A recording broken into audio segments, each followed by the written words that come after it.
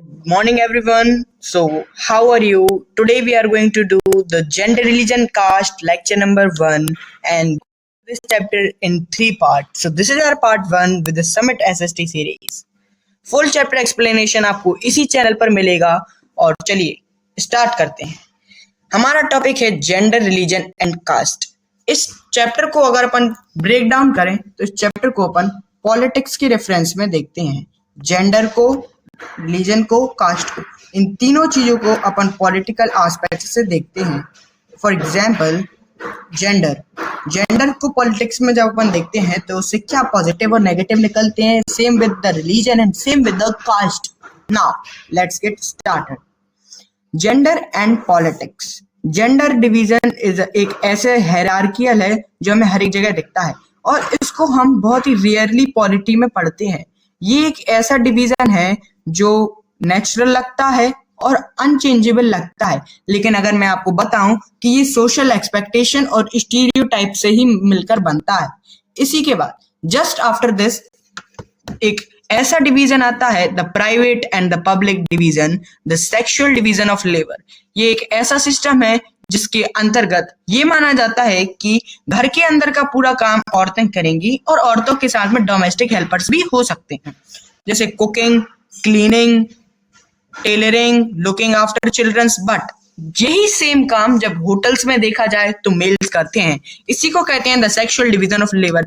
इससे क्या रिजल्ट निकल कर आते हैं कि जो औरतें हैं उनकी नेशनली जो वैल्यू है वो वेरी लेस रहती है। ऑल्दो वो हमारी ह्यूमैनिटी का आधा कंस्टिट्यूट करती हैं, उनका पब्लिक लाइफ में बहुत ज्यादा बड़ा रोल होता है, स्पेशली पॉलिटिक्स में, और उनको सोसाइटी में मिनिमल माना जाता है।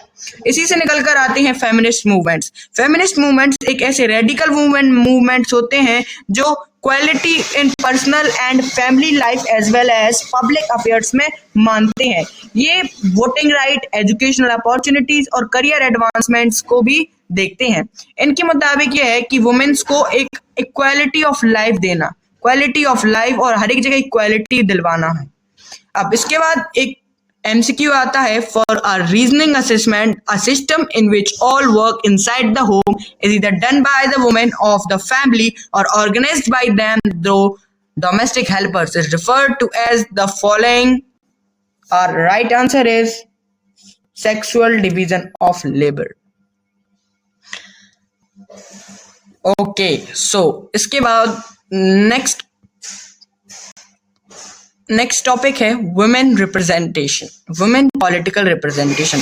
The representation of women in Indian legislature has been very लो।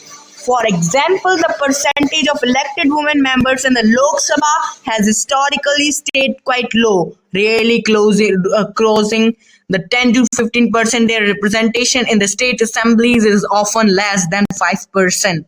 इसमें ये बताया गया है कि आज भी भारत देश में जो वुमेन रिप्रेजेंटेशन पॉलिटिक्स में है वो बहुत ज्यादा कम है।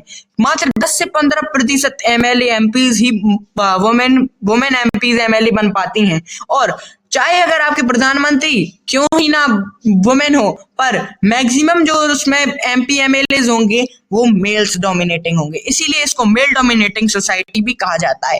इसके लिए लोकल बॉडीज में एक सोल्यूशन बनाया गया था कि 1/3 जो सीट होगी वो वुमेन्स के लिए रिजर्व्ड कर दी जाएगी, जो कि आज पंचायत और म्युनिसिपैलिटीज में लागू है। और यही सेम रूल हमारे अगले next upcoming sessions of Lok Sabha से भी स्टार्ट हो जाएगा।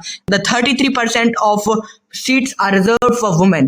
This has led to more than 10 lakh elected women representatives in rural and urban local bodies. और इसके चलते क्या हुआ कि 10 लाख से भी ज्यादा औरतों का पार्टिसिपेशन, रिप्रेजेंटेशन गांव और शहर के विकास के लिए, और शहर में इनका पॉलिटिकल रिप्रेजेंटेशन बढ़ा।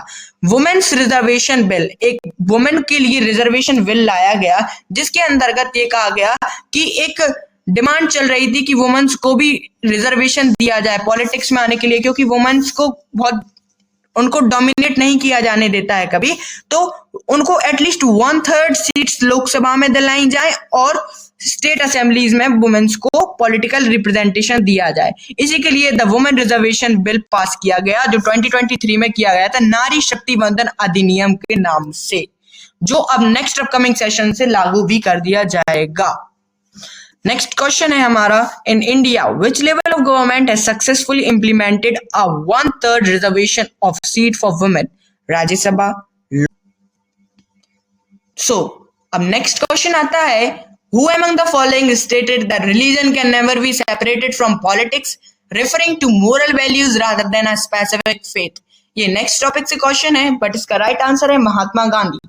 इसको आप इस तरीके से भी याद रख सकते हैं कि अपन ने ये पहले किया है। ओके, सो इसी के साथ मिलते हैं हम हमारे लेक्चर की सेकंड वीडियो में और देखते हैं कि कैसे रिलीजन पॉलिटिक्स में आता है और उसके क्या पॉजिटिव और क्या नेगेटिव पॉइंटर्स रहते हैं।